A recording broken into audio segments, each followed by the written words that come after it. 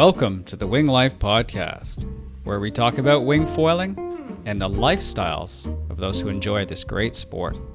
Well, hey, brother, thanks for taking the time out of your day and to join us here. Looking forward to getting into some foiling chat and everything else with you. Sure. Thanks for the invite. So whereabouts are you? You're in the Netherlands? Well, at the moment, I'm at home. At the moment, it's peak season at home. So I'm quite busy with school. It's finally kind of like summer. We had quite a slow season. It was cold for a very long time. Winds were very good. But due to the weather, we had a bit of a lack of tourists around. So I had plenty of time to travel around. My latest trip, I went to the Youth GWA World Wing Foil Championships, which was sick. Awesome to see the level of the young rippers. Especially the under 19 class is hosting the world top riders, and it's just insane to see what they're just doing and what they're capable of. I was surprised that we had every round from the quarterfinals on to the finals. Each are full of innovation tricks, so tricks that have never been seen before or not really been judged well. That was a pretty good highlight to start off the real summer here. Sick. And now it's been work, but still foiling a lot. Yeah, no, that's not bad. What was the craziest trick you saw at that event? Craziest trick, it was all over the place of sick tricks, like the combos, backflip into backflip. I saw Xavi doing these weird toe side back mopes, and the triple combo from these Austrian twins. What was it? The Palau into a backflip into a 360. That was pretty nuts, actually. Yeah. And the younger generation as well. Under 16, there were also a few guys that were ripping the place. I'm not sure how the tricks are called anymore at some point, because it's getting so much into a mix of kite and wakeboard influence, where they go from blind, so they hold the wing behind their back, reversed. Not really my style of tricks, but it looks impressive. I'm not even sure sometimes how they can land again above the board and have their wing in a certain position that they can continue to ride. So the level is definitely boosting at the moment for the freestyle. And let's hope we can all still follow it and make sure to feel what is happening. Like these latest double backflips. Well, that's something beautiful for the eye. But if it goes any further than doubles, then it's getting pretty hard to notice what's really going on. So in my opinion, I really hope that wave and big air formats are starting to grow again within the wing foil scene. For me as a rider, that would feel much more, much closer to starting to compete again instead of the format that we have now. I think in Gran Canaria, the guys were sending it as well. It's huge front flips at 10, 11 meters. Yeah. That's just crazy. That's the next level in the sport, is to push how huge we can go. Tom's going to come on, I think, next weekend, and we're going to recap that event plus the next one. So, just insane. We talked briefly yesterday, and I don't know how high Chris went on that double backflip. May have been 6 to 7 or something, but it was the 10, 11 meter front flips, stalled front flip rotations, but that's a thing that an average rider is never ever going to touch. It's cool to watch, but I don't know who will ever, out of the intermediate riders out there, weekend warriors, are ever even going to touch a backflip. But it's cool to see them pushing it. Oh, sure. Well, I think because if a sport comes with going fast and to show height, it's much more attractive to the people on the beach, to the visitors for the event, and that is what is, in my opinion, the beauty of this big air contest. And in my opinion, they should push and promote these events much more over the regular freestyle events that we're seeing now. Okay. But anyway, to go that huge, I think you just need iron iron ankles and knees to stick those landings.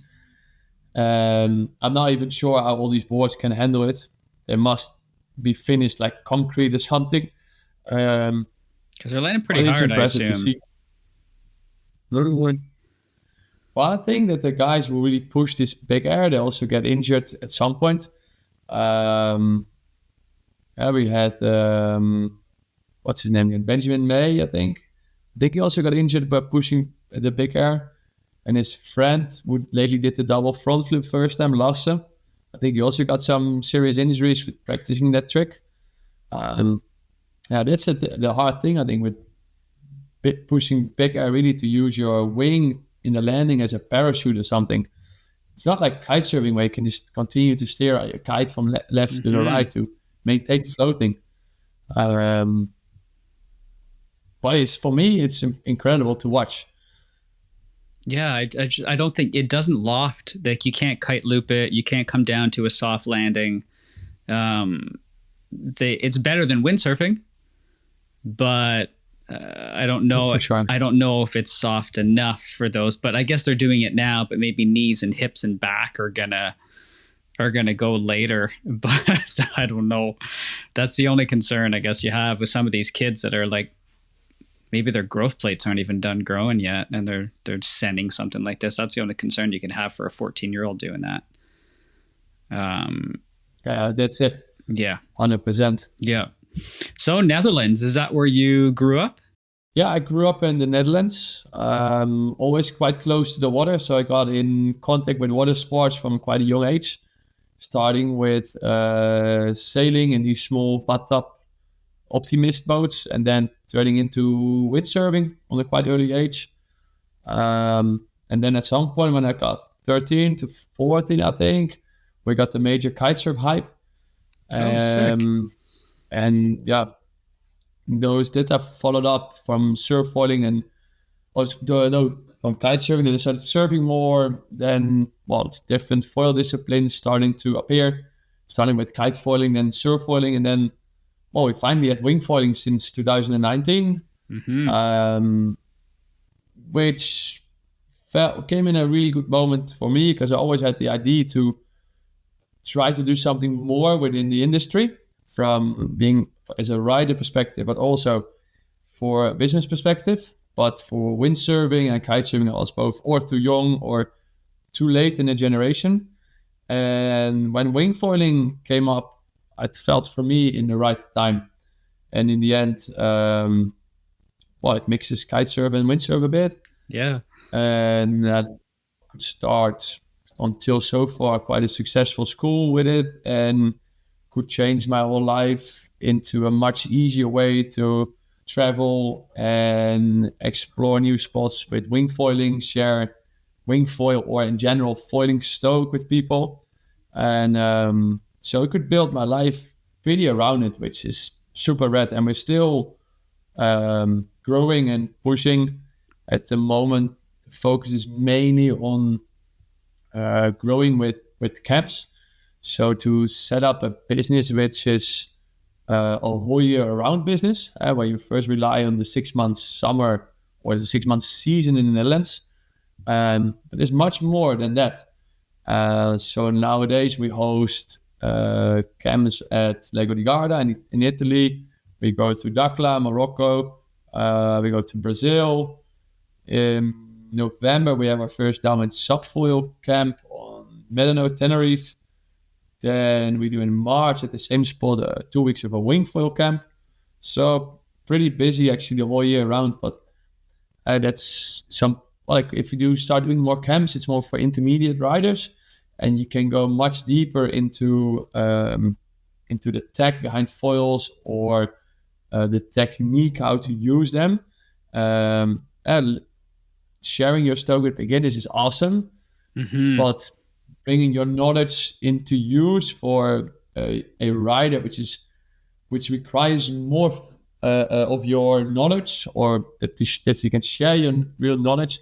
Well, that's a beautiful week. It's exhausting, a week of camp, but if everyone leaves with a smile and be very happy of the successful week, it's such a great feeling. Oh yeah. How long have you been doing those camps up on top of your school? So I opened the school in March 21, and then the first year it was all a bit. We kept it slow because we were just coming off the whole COVID thing. Mm-hmm. So our first camp was in 22, actually. And we did a camp in Egypt, which was fun, but we didn't go back there anymore. Okay. We had a few more successful camps in Dakhla and in Italy. So this is actually the third year, or we're going into the third year that I'm going to do these camps. And the camp is pretty relaxed as well, because at home, at the school, and then you work with several instructors, which you always need to keep track on what they're doing. And with the camp, you're just on a new location, and you got to work with the stuff which is there.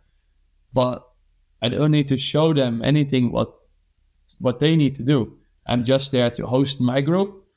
So what we do is I always collaborate with different schools around the world for these camps, so that there is a location mainly with the accommodation, and that we just share our knowledge or share our reach, so that we can bring in students from both sides, and in that way cool. You just grow in a little bit more of an international known, and that you just don't not only focus on the Dutch market, but easily approach more of the German, which is much bigger market in Europe, or the ones in France or in Switzerland. And what you realize now is with those camps that the more often you do, that there are several people who actually come along every year for 1 week with a camp, because they like the vibes in the camp, and they always learn something, and they always have the benefit in the camps that I bring along the newest duotone gear, which they can directly try, and you get to know the people, so you exactly know at some point what they want to learn, what they can achieve, and the better you get to know them, the more of a nice time you can have them to really have a holiday with them. And that's what it's all about, for sure. The next thing is, with setting up those camps, I have a budget to travel somewhere, and then afterwards we stay there for another week or 2 weeks to. I don't really like the word train for foil disciplines or surfing disciplines, just to express myself and explore new places or push my boundaries. So that's saying, trying to wing foil bigger waves, trying to catch longer waves with surf foiling, trying to go out in heavier conditions with downwind subfoiling. Mm-hmm. That is actually my latest addiction at the moment, because it's such a pure sport. How's the learning process for that going? Be prepared in a lot of swimming sessions. Mm-hmm. And I think if you have an SUP background, it's gonna be slightly easier. I didn't have it, and I'm still learning a lot on the paddle part. But the beautiful thing is it's an endurance sport as well, and that you don't really have with wing foiling.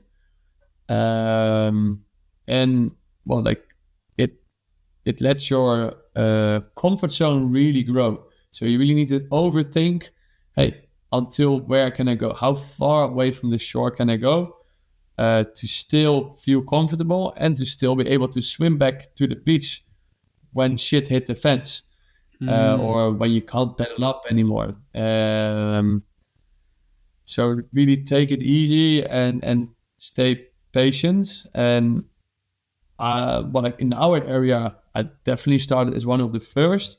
But up north, there was a few guys already who I think practiced this for over a year. So I could already get a few tips and tricks from them. So I think they had a bit more of a heavy start than me. But still, I have sessions that I will never forget anymore about how heavy they were. And also nowadays the sessions are getting better and better.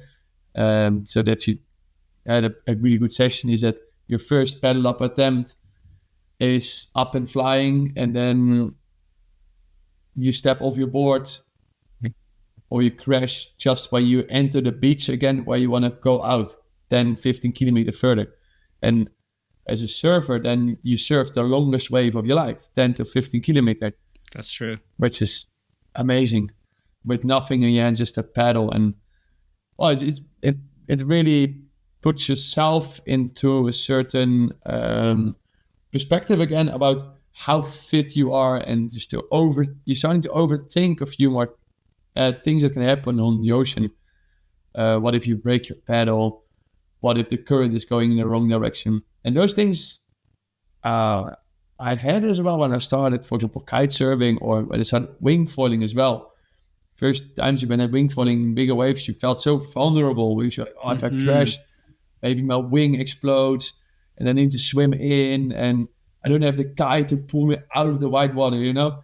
And that part, you're starting to feel overly safe again at some point. And that feeling came back again with downwind subfoiling.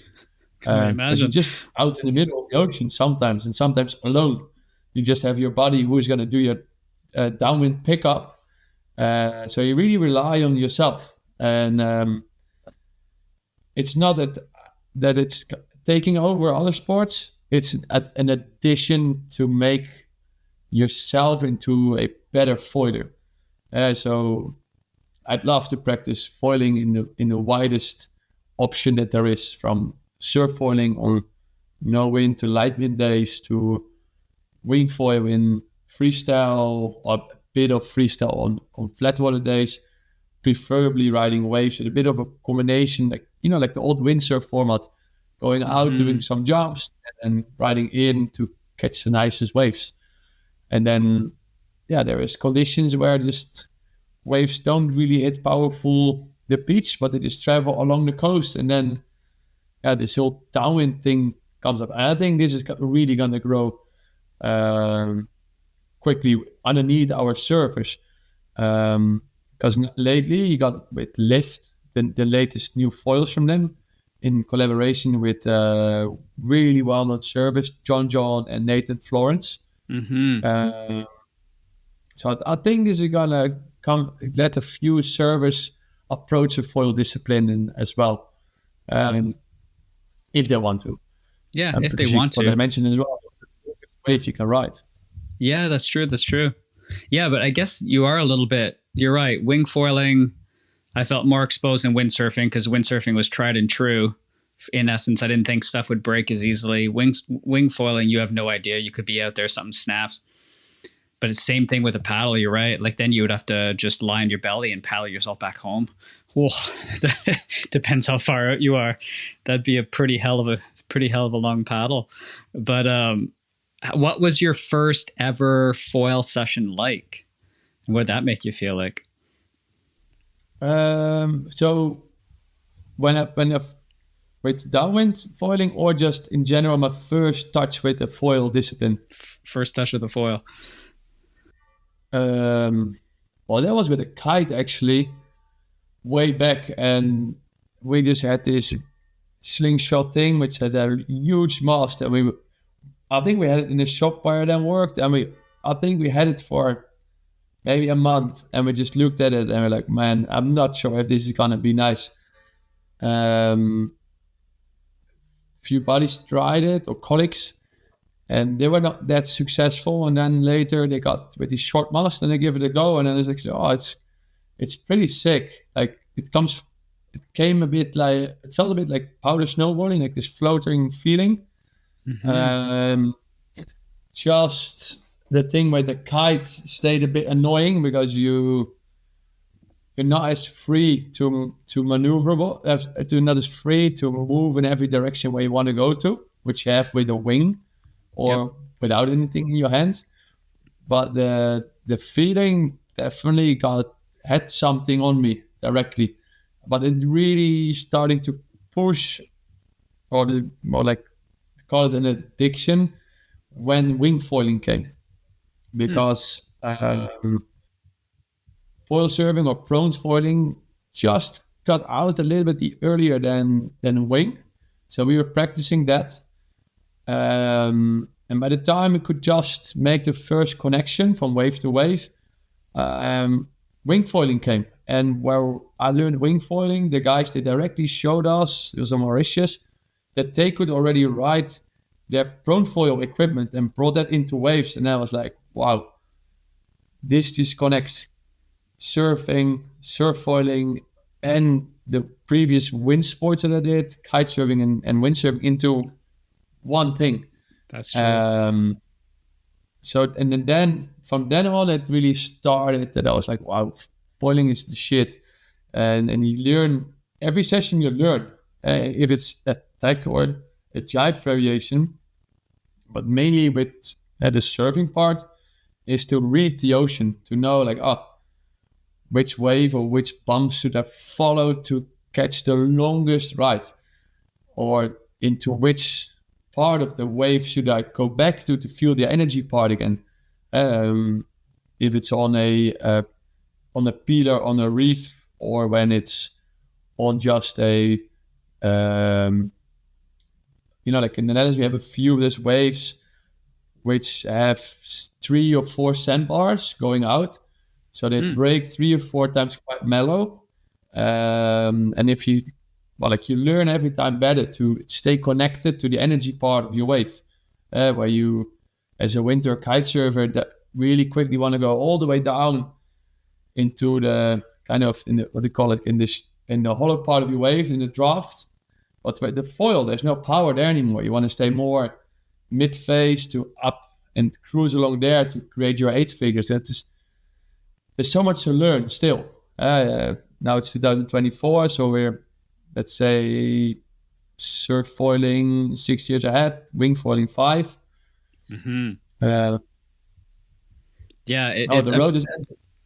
Yeah, and there's been so much progression in wings and foils. Like, what have you seen in over there for progressions of foils? Like, what gear are you riding now comparative to obviously when you started, but a hell of a difference, eh?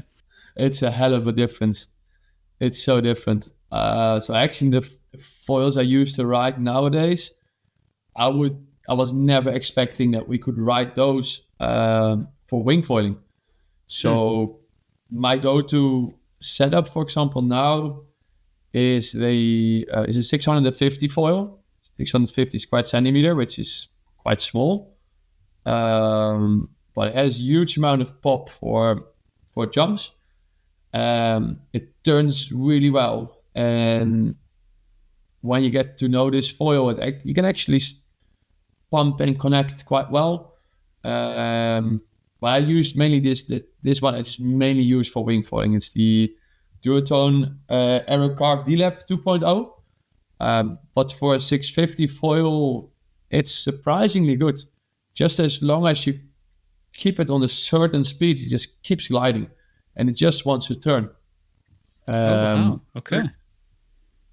And that's the one I use for wing foiling. Sometimes I use a 500 version when it's bigger waves and you want to go extra fast with a longer fuse to get a bit more pitch control.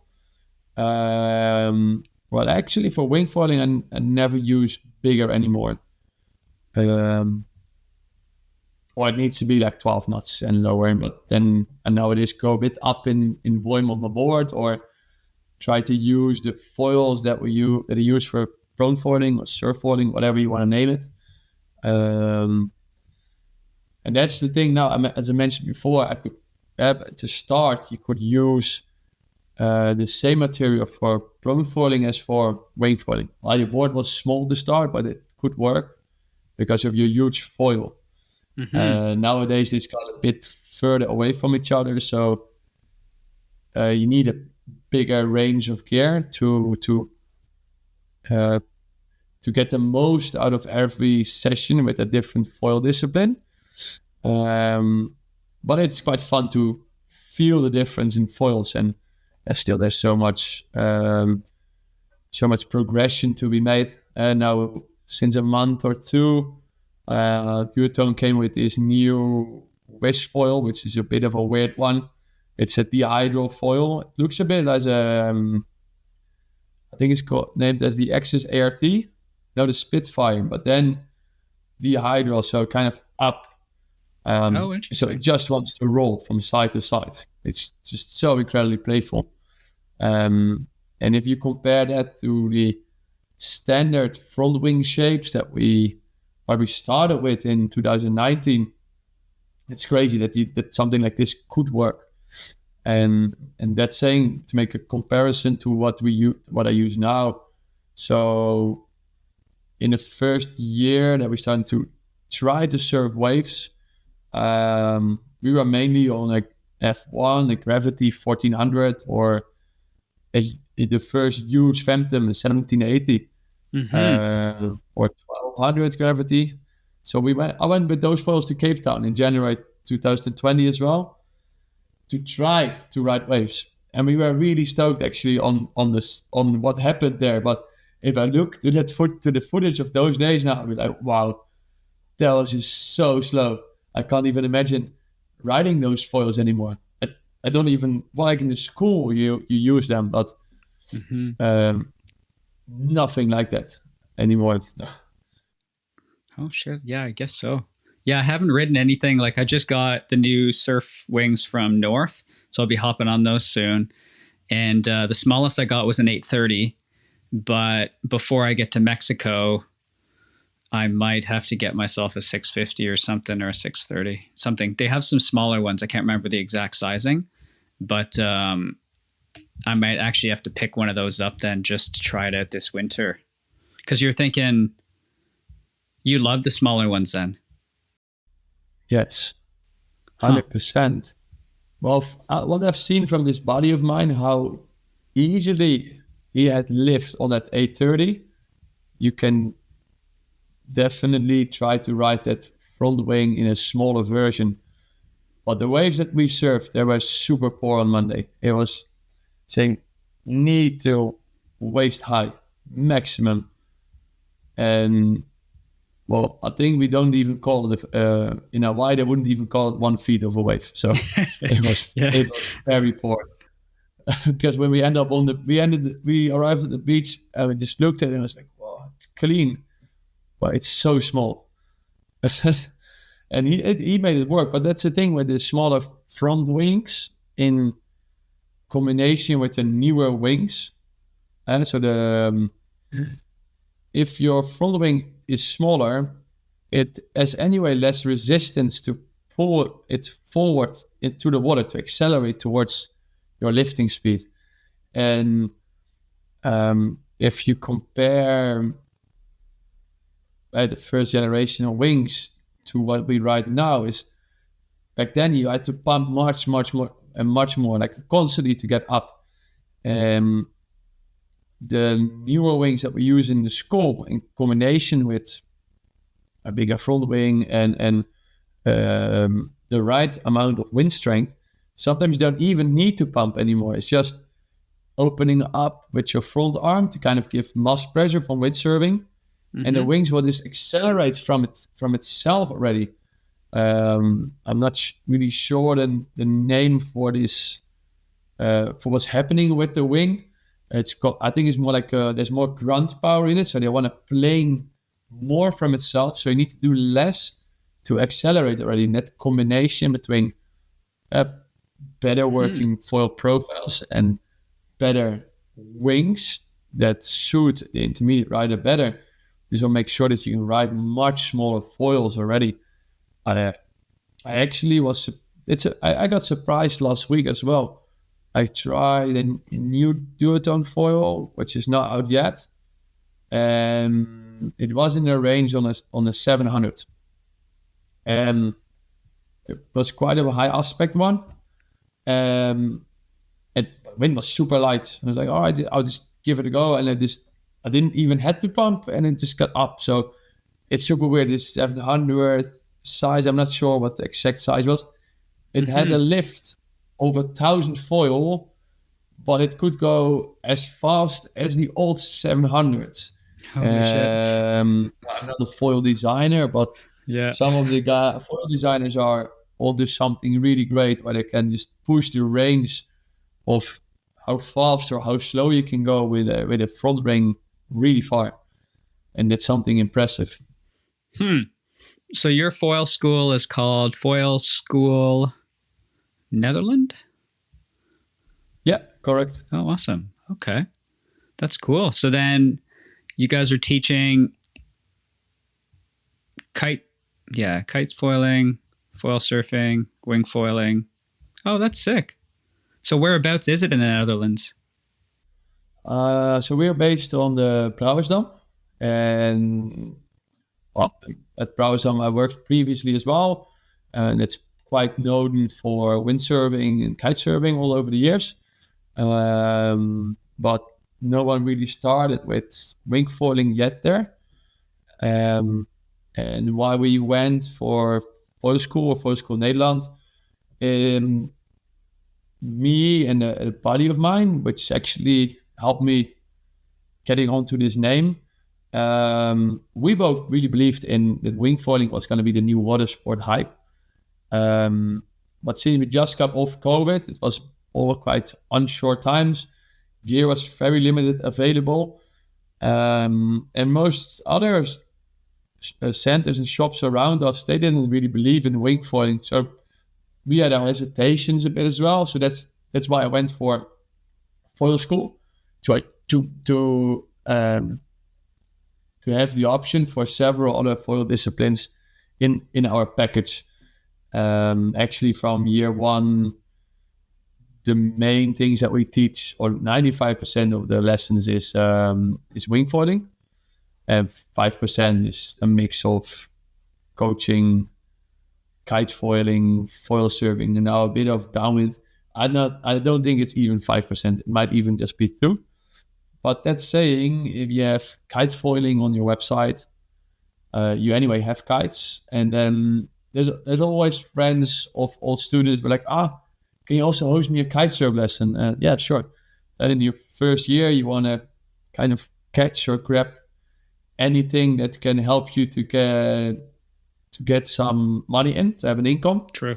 But anyway, we mainly push wing foiling, and the other sports are slowly going down. The hype of kite foiling is gone, I think, or the request for lessons. And it's the same for prone foiling. It's so complicated to learn some prone foiling. You anyway need to be quite a good server who can do a proper takeoff on the shortboard, who can read the waves well. You need good conditions to practice. So we do offer all the other foil disciplines, but the core focus is really wing foiling. And but so far I'm happy that I choose to go for this path, because the numbers are still growing with wing foiling, and we see loads of people coming back. And on the other side, what we choose for the name, so to be able to be found on the internet easily takes a bit of time, right? Or you can do it with Google Ads or correct text and stuff. And I'm not too far into that business. People help me with that part as well. So we're like, hey, how can we be found as easily? Like, I need a foil school in the Netherlands. So you go for the name. From that point of view, we're like, all right, maybe this will help us to reach our goal. And somehow, funny enough, it does work for some visitors. They're like, I'm just looking for a foil school. All right, then they somehow come to my website. Oh yeah, that's true actually. And so for people who have never heard of Brauersdam, like I'm on Google Maps right now. You don't see it on the screen, everybody just listening in, but so you got a big sandbar, it looks like, on the left-hand side, on the west side. Do you guys go out on both sides, the west and the east side of that highway? You do? Okay. Correct. All right. So, and you have wind directions coming mainly from the west and the north and south, or do you have wind from everywhere? This year we have wind from every direction. Normally, when temperatures starting to rise, we have a lot of north to northeast wind in May and June. It's almost a bit of a thermic effect. So when it's starting to heat up during the day, wind swings to north from the afternoon. The earlier it turns, the stronger it is at the end of the day. This year we had so much rain, so we were just relying on depression systems, which were changing from south towards northwest. And that's saying, like you seen on the maps. So Brauersdam connects two islands in the south, where we have the lakeside, the Grevelingenmeer, which is only allowed for windsurfers and wingfoilers. Water stays normally more flat. Can be a bit gusty with the west winds, but you find definitely some protection when it's stronger. And then on the seaside, the seal never really gets that wild because of that outer sandbar, which you just seen on Google Maps. Sure, if it's force 6 and more, it gets quite choppy. But there still is a few corners as well on the seaside where you can find a bit of shelter to find quite flat water to teach wingfoiling. And that's saying with this sandbar, if you just go around or on the outside, it can provide very nice waves for kite surfing, windsurfing, downwind foiling, wing foiling. Just make sure that you know what you're doing out there because you're quite far from the coast. We nowadays do, like previously we did a lot of kite surf downwinders out there, and now this turned into wing foiling or downwind foiling. Yesterday we actually did 2 very nice 20k runs. This includes that we leave with a wing from the beach, and then we passed the sandbar and this kind of check on my watch, and then on 6.5k far out, deflate the wing, put it in my back, and then you start paddling again. Oh, nice. Which is rad. As for the next 10 to 12 kilometers, that's the rest of the journey. So we explored it first, kite surfing, and then with the wing, and now again with the new sport, downwind subfoiling. But that's saying with the lakeside and the shelter with the sandbar, Brauersdam actually offers a variety of all options for all water sport types, from beginners to pro level, from surfers who want to just practice catching waves, for windsurfing in every discipline from wave freestyle to slalom. Same for kite, same for wing foil. And it's quite unique. And next to that, on both sides, you can park right next to the water without having to pay any parking fee. And that's nice. Very unique in the Netherlands. Yeah, that's nice. Yes. So our region is very, very well known for surfers, not just only from the Netherlands, but also from Germany and from Belgium. And that's why we were placed in such a good spot to let wing foiling grow as well. I think it's one of the hotspots for intermediate riders in the Netherlands. Oh yeah, no, for those of you listening in, I'd just check if you've never heard of it, because I'm just getting to know some of these new spots, but it looks awesome. It looks beautiful. Yeah, it definitely looks like a really, really beautiful place. Matt, though, had a few questions about the Netherlands in general. Like, what's your favorite wave spot? And maybe, do you think this is one of the better spots for beginners in the Netherlands? Yeah, Brauersdam definitely suits all level of riders who want to progress from beginner steps or from intermediate towards from flat waters to riding waves. Sadly, the shape of the beaches have been better for riding waves, for long ones or for powerful waves. Got a bit shallow in front of the shore, so it loses a lot of energy. If I have the time and the conditions are right, then there is only one place to go in the Netherlands for wing foil wave riding, and that will be Wijk aan Zee. But Wijk aan Zee is a good hour and a half drive from me there, and an hour and a half back. Okay. But there you can catch definitely the longest rides from all the way out, all the way in. And because it's really deep there, the sea is much deeper because there's a harbor up front. It just doesn't lose that much energy.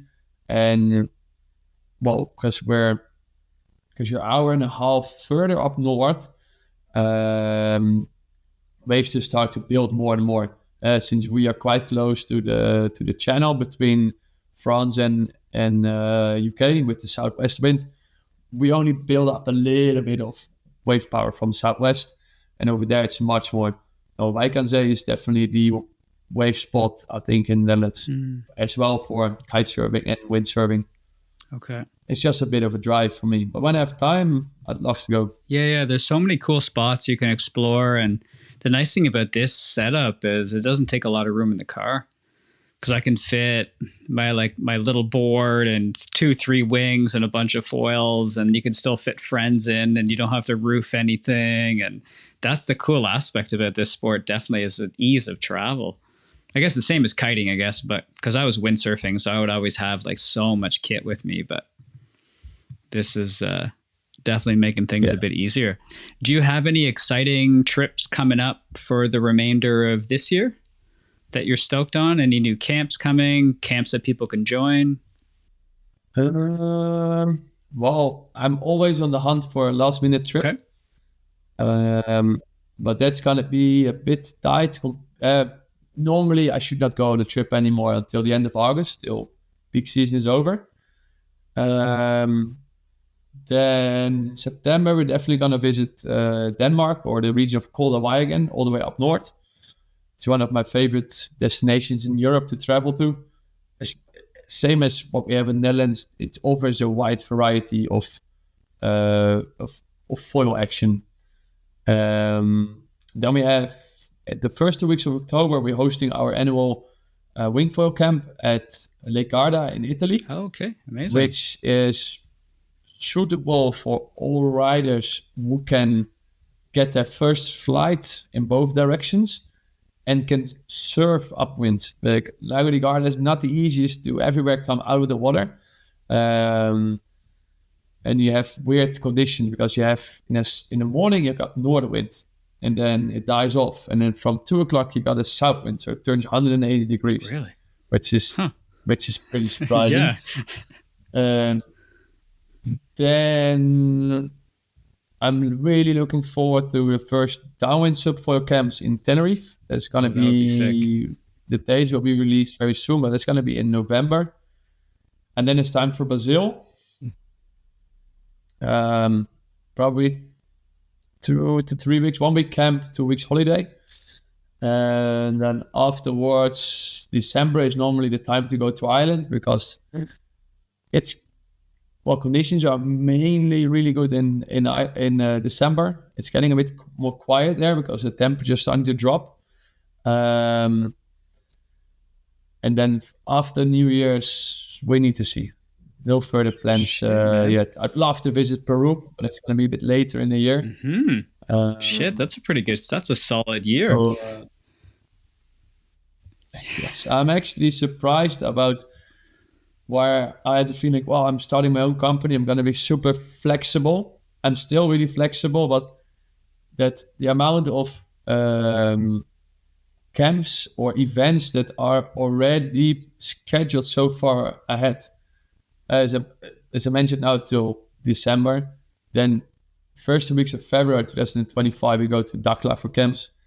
And then in March 2025, first 2 weeks as well, again to Tenerife. So it still feels flexible, but you're also starting to schedule further ahead. Yeah. Which I'm still trying to get used to, because it's nice, but it also blocks you again to go on last minute trips with your buddies. But on the other hand, my buddies are not as flexible as I am, so they would love to come and visit me after I'm done with the camp somewhere. Mm-hmm. Because they know that I also pick destinations that suit the level for the camp participants, but also suits my or our level of riding. So that's a good combination. Yeah. No, that sounds amazing, actually. Yeah. Oh, loving life. Yeah. Amazing. I can imagine. We're going to be running our first camp in La Ventana in Mexico this winter.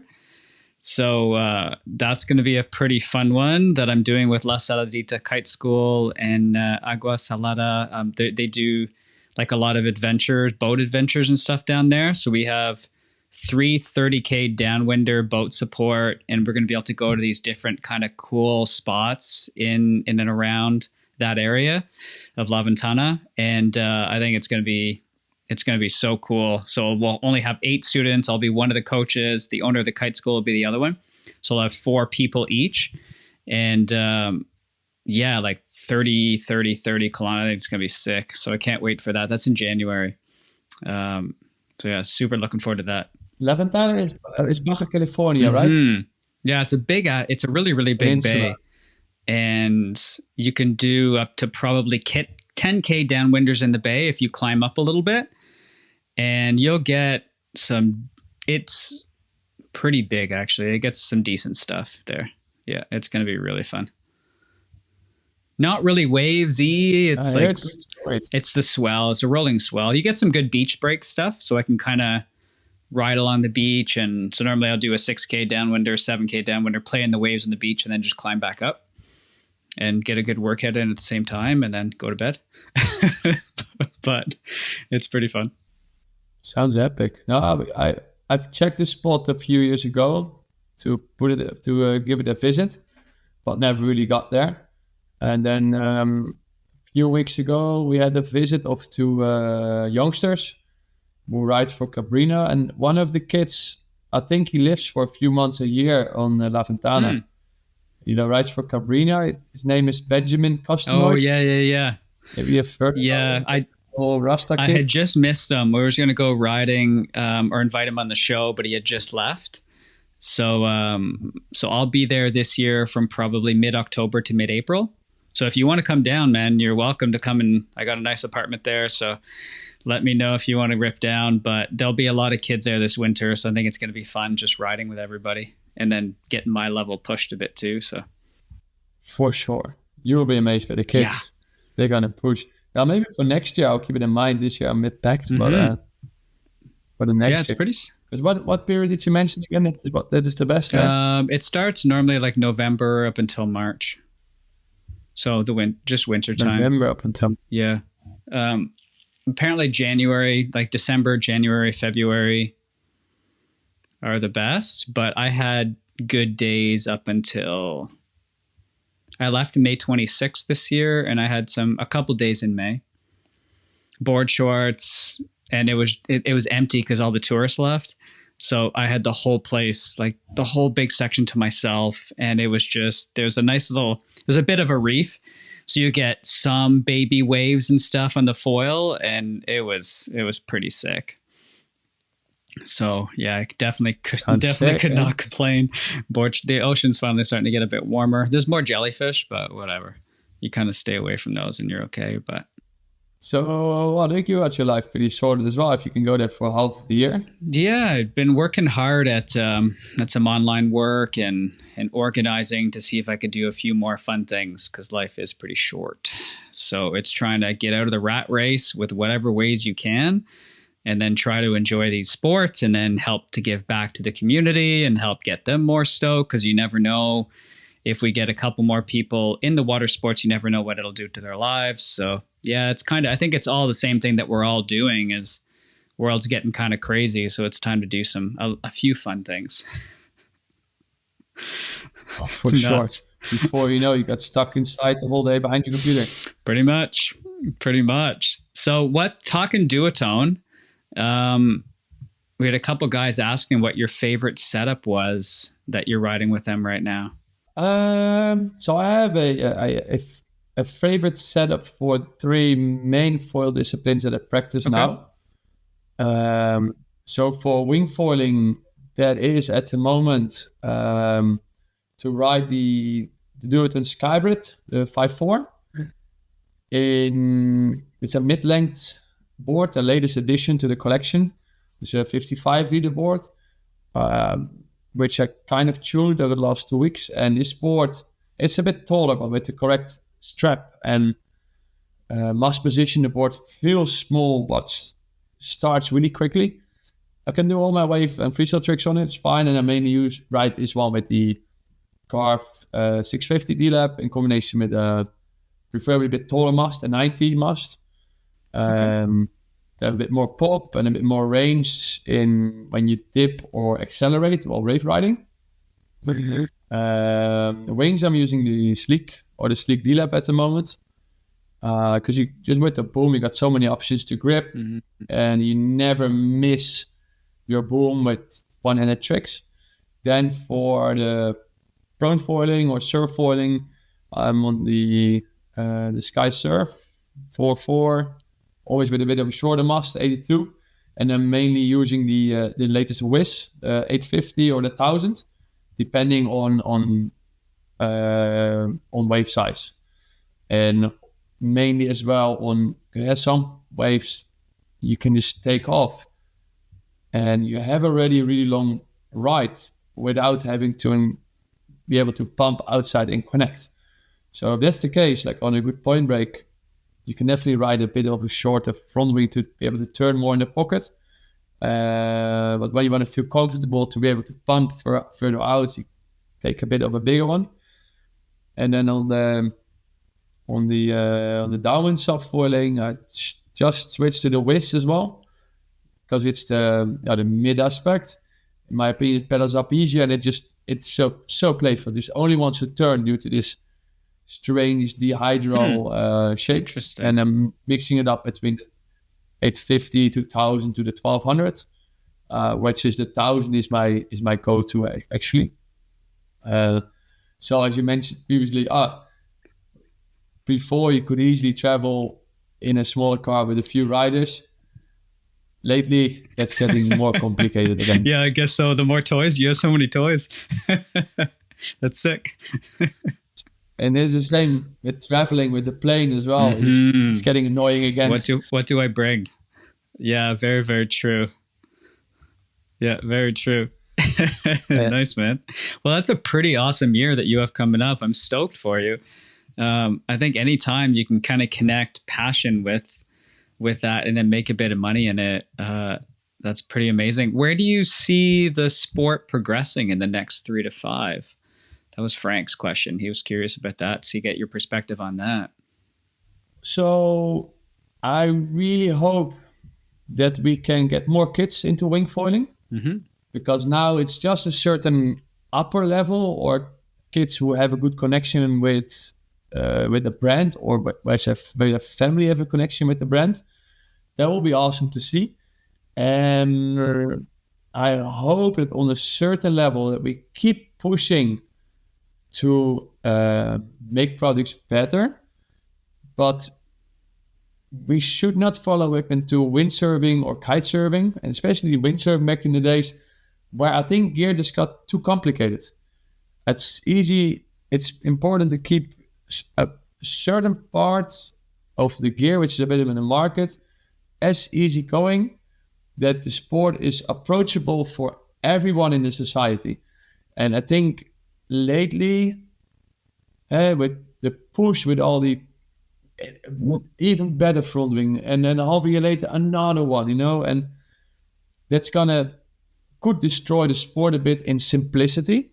And I think to keep the sport approachable for everyone, there should be a steady intermediate line where everyone feels connected to and is affordable as well. And that not everyone feels like, the original wings, they're not good enough for me. Everyone needs D-Lab. No, it's bullshit.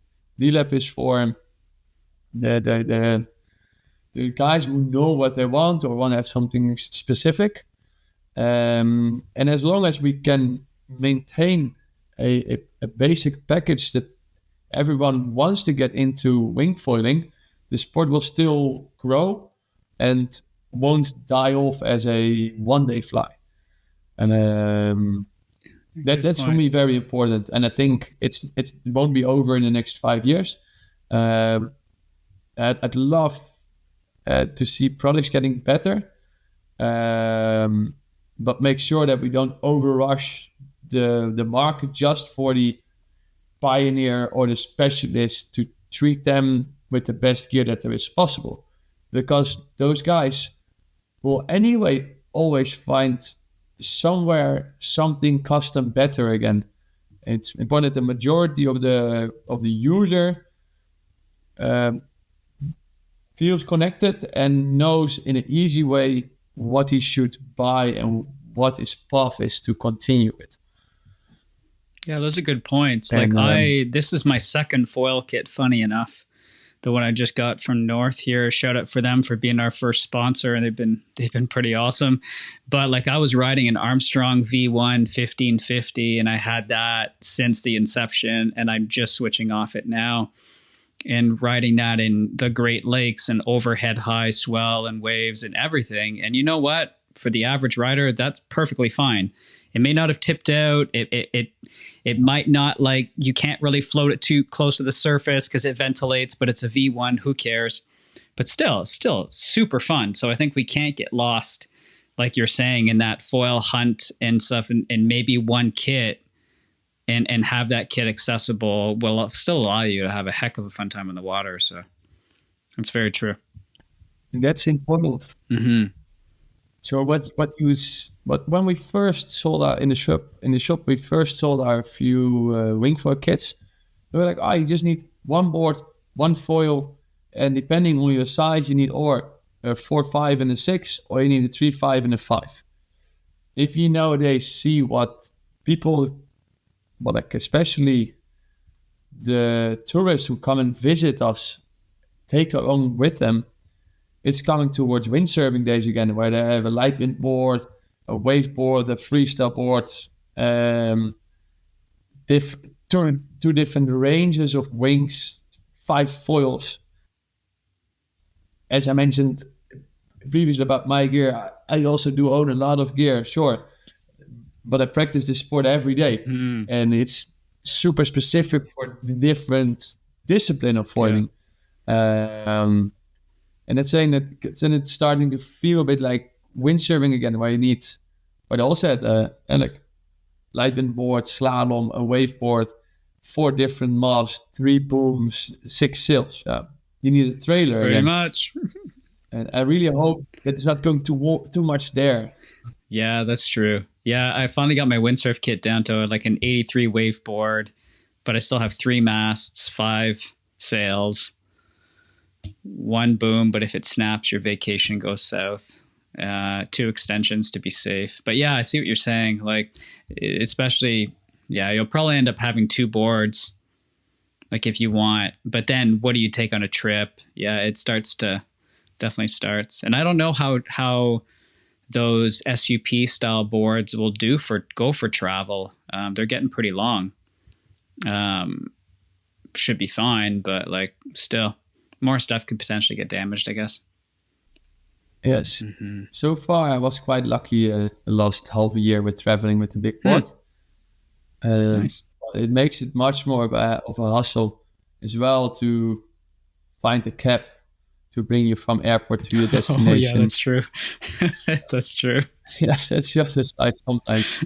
When you travel with a 7.6 board or something, the board bag is a bit wider. But hey, windsurfers could travel the whole world as well previously with huge amounts of board bags. Yeah. So. But it's not getting easier with most of the airlines. They're charging big amounts or reducing the weight of the bags from 32 to 23 kilo. Then they only accept you to bring 1 board bag instead of that you want to bring 2 board bags because the flight is overbooked or whatever. Or then they have these annoying rules where you can take a golf bag for free, but you need to pay for your surf stuff. Yeah, I've paid so many different prices, and I think if you're super nice to the person and you play a little dumb, Sometimes you can get in for a bit cheaper, but I've been lucky sometimes, and then other times it doesn't go well. Yeah, there's all these little things, but I think normally if you're super nice to the person and you incorporate your enthusiasm with them, because most people are grumpy and shit on them, I've always gotten my gear cheaper because of that, and just by being nice. And then they get so excited for you to go on this trip, and they're like, "Ah, whatever. Like, I'll just charge you $100." Or like I came home from Mexico, and the lady was super nice, and I think she only charged me $100 Canadian, and she didn't even charge me American or whatever. So it's crazy. Like, but going there was $300 because I got the lady, and she was too anal, and she didn't understand what it was, and I didn't just cut the conversation off. So she charged me triple. So I was like, you bugger. But it changes. It's all based on the person behind the desk, regardless of none of them follow the rules. So, oh well, what are you gonna do? Yeah, these moments, right, where you just trying to enter the queue and you can already see them look difficult at you from the desk, and like, oh, please let me not end up with that one. Exactly. Let me go to the one who's 3 seats further. She looks much nicer. Same thing with crossing the border. Sometimes you're unlucky. Like, we cross the American border to go down to the States and sail, and it's the same thing. Like, if you work online, or if you like, my whole car got checked last time because he asked what I did, and I froze for a split second, and I gave him the truth, but by that point it was over. So I by accidentally asked him, do you need to know anything else from me today? He hands out his little yellow ticket, sends me to search. So you never know what's going to happen, especially crossing borders, because there's so much gear. If they want, they could rip apart everything, especially here because we're close to Canada, even the Mexican border, like all that stuff. If you're driving, it makes for adventures, I guess. But yeah, and sometimes it's just a place where you fly from. That's true. I had it in Fortaleza last year. They know it's a hotspot for kite service to fly back to kite, wing foils, and windsurf to fly back to Europe. They also know, like, hey, if you can make it here from Europe, you anyway already paid quite some money, so we can try to get a bit more money out of you. That's true. So they start doing annoying towards you. Yeah. And then I was lucky last time because I still had the receipt from what I paid to get from Amsterdam to Fortaleza. And then on the way back, they tried to charge, just, as you mentioned, like almost 3 times as much as I had in France. So it's like, yeah, same weight, different price per kilo. And then they're like, oh, sorry, we just used the kilo price, which is normally in Fortaleza. It's like, yeah, but I'm flying, I think I flew with KLM or Air France. So please use their luggage rules and not your own ones, because it's not fair. Mm-hmm. In the end, because we both weren't, well, I didn't got too mad on the person behind the desk and he didn't got too mad at me. I could pay the normal price.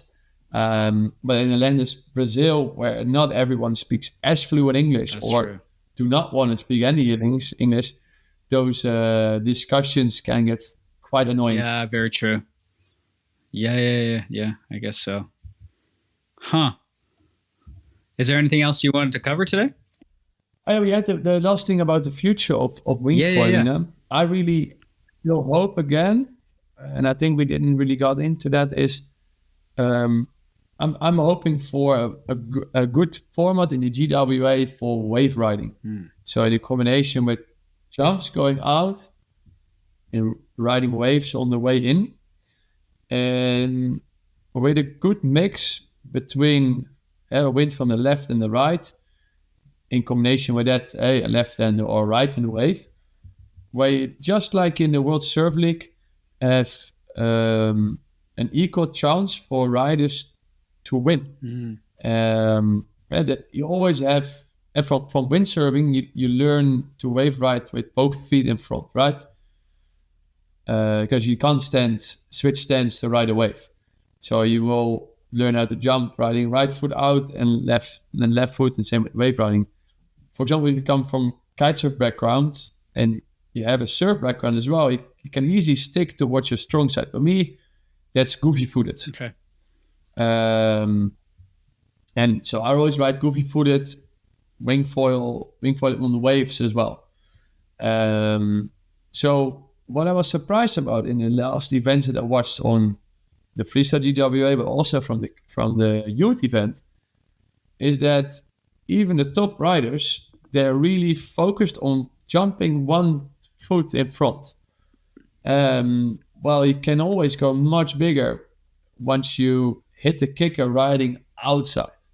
We could see that on the big air event as well. I was surprised about how many guys were still only jumping riding inside. But and the wind was cross on shore, so you could still hit a chop. But you can never go as big while you were riding outside and hit the kicker going outside.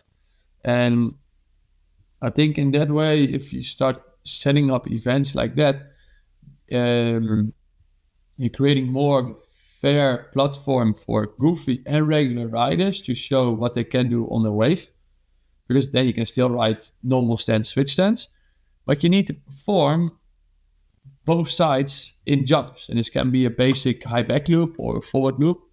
Doesn't need to be the craziest, whatever, like a red 7, these weird this weird move from toe side.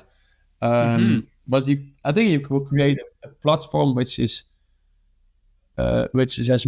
more connection to with all the riders as well, who cannot keep up with the crazy freestyle level now, but where they can show their ocean knowledge, to read correctly the waves and to just show basic high jumps on wave going out. I would love to see that. I hope they will create something like this, which I haven't PWA. But let's see. Yeah, that's a good point, actually. Yeah, that's a good point. Huh. Yeah, I hadn't thought of that. But because the wave about now, that before. Because the waves now, you have Cabo Verde, which is a right-hander, super offshore, no jumping possible. It's even a bit of a wave that I think, is this really a winged foil wave with such offshore wind? I'm not sure. And then you have Dakla, Morocco, which is also a right-hander. Not really suitable for jumping. It's quite dusty behind the headland with a massive hotel on top. And I think then the last stop is somewhere in Brazil. I do not know the spots. So probably then it's also wind from the right side. So it's a bit. It's not the tour with a variety in there. I see what you're saying. Yeah. Because I'm a regular footer, so then it would make it. I see what you're saying. Definitely. So based on your preference, you would have an advantage for sure. Huh. Good point, actually. Well, we'll see. Maybe they do come up with something more next year because they're always looking for new places. So it's mainly budgets, because they just need they need quite some money to host an event there. Yeah, they're actually they're not cheap. They're not cheap to host, but when they do host an event, it's amazing. Like that they did for the Youth World Cup in La Palma. It's just in Canary Island. I've never heard before I traveled there, but they set up a very nice event where all kids felt invited, and it was a super good atmosphere and very clear communication of what was going to happen when. So organization-wise, there's nothing to do or to blame them. It's just a different format and different spots, in my opinion. Yeah, good point. Cool.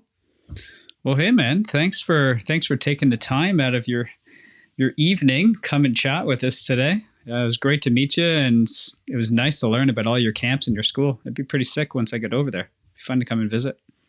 You should. Thanks for the invite. Absolutely.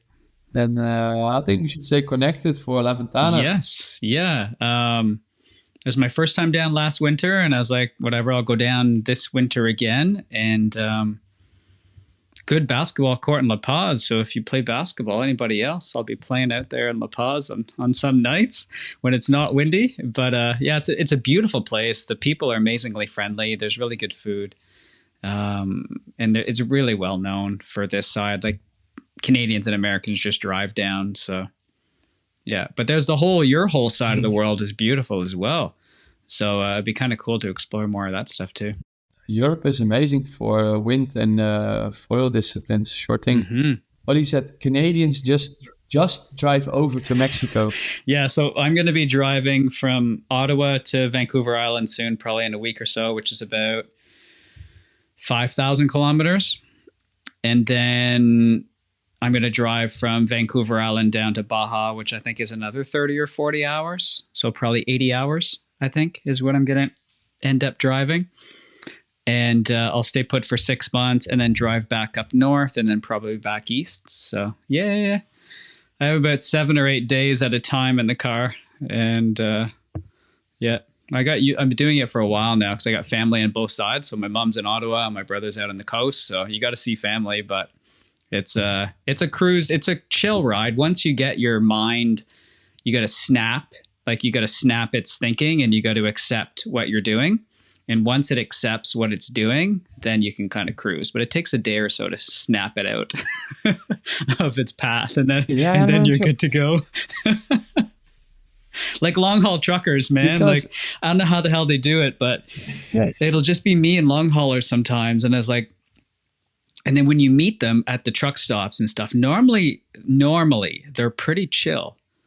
They walk around, everything is slow and they're not too excitable. Because they're just used to cruising for 13 hours. Like, I think it's 12 or 13 hours a day. So I was trying to learn from them to be a bit more chill. But yeah, it's all cool stuff. At 5,000 kilometers, then you drive from my place to Tenerife and back to the southern point of Europe continent. Yes, sir.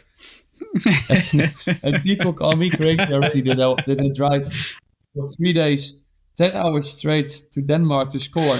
Surf 3 days, the whole day long, and then drive overnight back 10 hours and work the next day again. You guys drive so much more than I do. Yeah, let's see how far it is here. Yeah, it's for some reason it's not loading up. It's wanting to fly. It's so far it wants to fly there. But I think it's about 4,000 or 5,000 at least. Yeah, it's a little bit of maybe 4,500 or something, I think. It's a pretty decent trek. Yeah. But what you got to do, you got to bring the windsurf, you got to bring the wing foil gear. Flying's a pain in the butt. Then when you get there, you don't have a car. So you got to do what you got to do. Yeah, sure. Yeah. Oh, it's not easy to find a good rental car everywhere. So. No, it's so expensive too. So, but yeah. All right, mate. Well, thanks for joining and good luck in the rest of the year. Hope that goes well. Got some sick camps coming up. So where can people go to learn more about you or to sign up for your camps? So the general information is on our website, Foilschool Nederland.nl, or visit our social media platforms, Facebook and mainly Instagram. For any special requests, just send a private message and I get back to you ASAP. Okay, so that's Foil School Nederland. Okay. Netherlands. Yes. All right. Thanks, man. Thanks for the chat. Thanks. All right, everybody. See you soon. Yeah. Hopefully. Catch you next time. All right. Have a great evening.